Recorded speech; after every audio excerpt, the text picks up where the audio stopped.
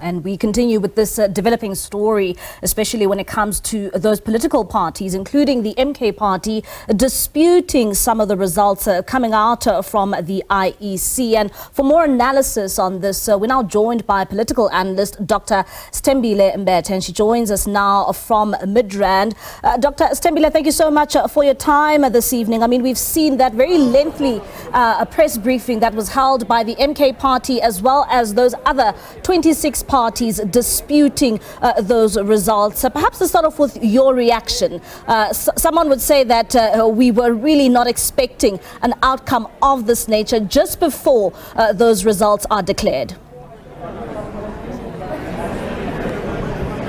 Thanks so much for having me. Certainly, we had been expecting over some time that MK would try to disrupt the election in some way. So there was a lot of anticipation in the pre-election period during the campaigns about, and some concerns about whether there would be violence in KZN or any other parts of the country on election day as well. There were some concerns about whether there would be any violence, any disputes, and certainly there were a lot of issues in terms of the administration of the elections on election day. But by the end of Wednesday into the early hours of Thursday morning, and even as people were completing voting, at like 5, 6 a.m. on Thursday morning, it seemed that the election had gone off really peacefully without a hitch. And as the MK's results started coming in that were really performed far better than many had anticipated, we thought that we had avoided any chance of violence or any real disruption to the election. And of course, true to form for former President Zuma, on the eve of the election's announcement, we've now had this announcement from the MK and 25 other parties saying that they will not accept the announcement of the election results tomorrow at around 5 p.m. and that they are calling for the whole process to be suspended. Otherwise, they will take the IEC to court. And they're calling for a revote, so a redo of the entire election, because they don't think that the results reflect their true support and performance. And Dr. Sithembile, one would say, when you're looking at these allegations which have been presented, I mean, we've heard from the MK party saying that they have evidence, and we've seen various videos doing the rounds on social media, particularly coming out from yesterday. Would you say that some of these allegations are tangible? Well, you see, what's really interesting here is that we already do have mechanisms for reporting of any, fraudulent activity, any concerns throughout the election period. The Electoral Act makes provision for reporting during an election, so as voting stations are open, and that's done in sections 53 and 64 and 53, 54 of the Electoral Act. And then section 55 is for reporting after the count has been completed, that before the announcement, so within 2 days of the count, of any of the results that parties feel that there are issues with. In 2019, there were 54 objections about results at particular wards or particular voting stations. I think it was around 15 or so of those wards where the counts happened again, 4 or 5 of those where the count happened again, and I think it was only one of them where the count then was led to a changed result. But the important thing here is that with all of these objections or complaints, the standard by which you would need to have a full recount of every result in the election or have a re-election is whether the result or whatever the issue is material to the outcome of the election. And what we have here is that the biggest party in this group of 26 that is disputing the election result had 2 million votes, 14-15% of the vote, and then the rest are 5,000 vote parties, 1,000 vote parties that whether they get a vote here or there at any particular voting station, it will not change the overall outcome of the election. And so So that is the standard that is set in our law.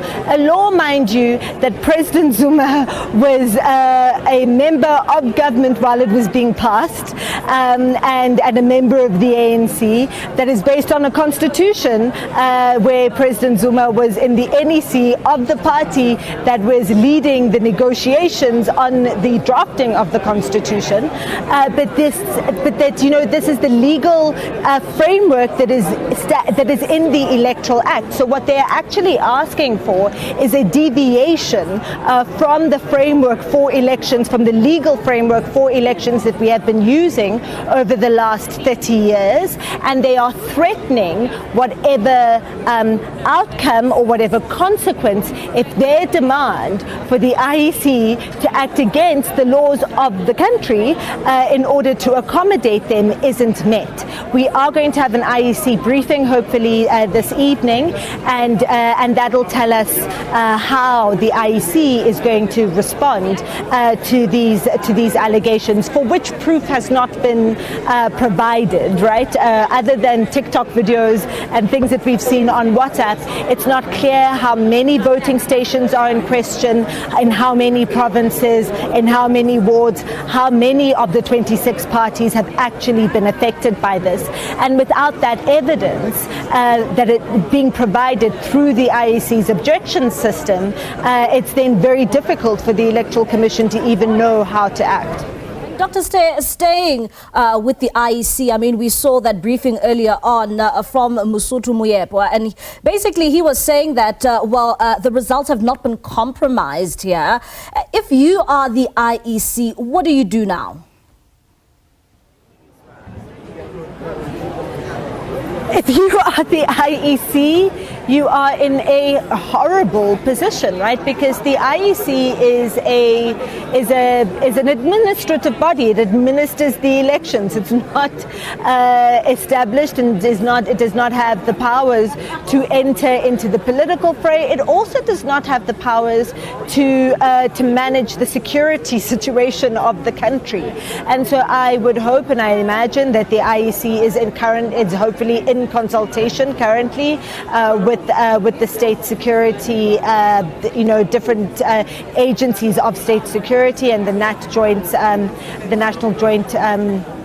The name escapes me now, but the NAT joint structures around how to manage this, because at this stage, a group of parties saying that they refuse to accept an election result or else has security implications for the country. And I imagine that the IEC's response in whatever way should be guided by those calculations of risk, and indeed then hopefully the IEC should be getting then legal advice about what the legal options are to either prevent these parties from trying to interfere with the process at all, or what the legal consequences would be for delaying the elections announcement for a few days in order to try to deal with this. But of course, by giving in to these kinds of allegations, and not even the allegations, by giving in to these kinds of threats, it then takes you down a whole slippery slope that could compromise not just this election, but the political stability of the country as a whole. And we did hear earlier from the EFF, we heard from other parties as well, that said, look, there's things about the election that we're not happy with, but we are going to accept the result because what we are not happy with is not going to materially affect the outcome. And then when we are all together in Parliament, we then will be able to, look at the changes, whether it's legal changes or others, that will prevent this from happening again. And Dr. Stay, before I let you go, do you anticipate any delay now in the declaration of the results because of, this press briefing in which we have seen? Well, and this is the point that I was making earlier, is that, to delay the declaration of the results would be to be, to be succumbing to the threat that has been received from this press briefing earlier.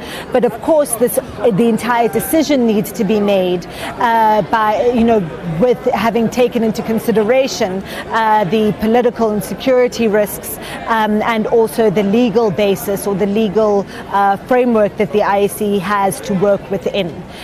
So I don't envy the IEC at the moment at all, but we'll hear from the IEC at some point tonight, hopefully, about how they will approach tomorrow's briefing. All right, Dr. Se, thank you so much for your time.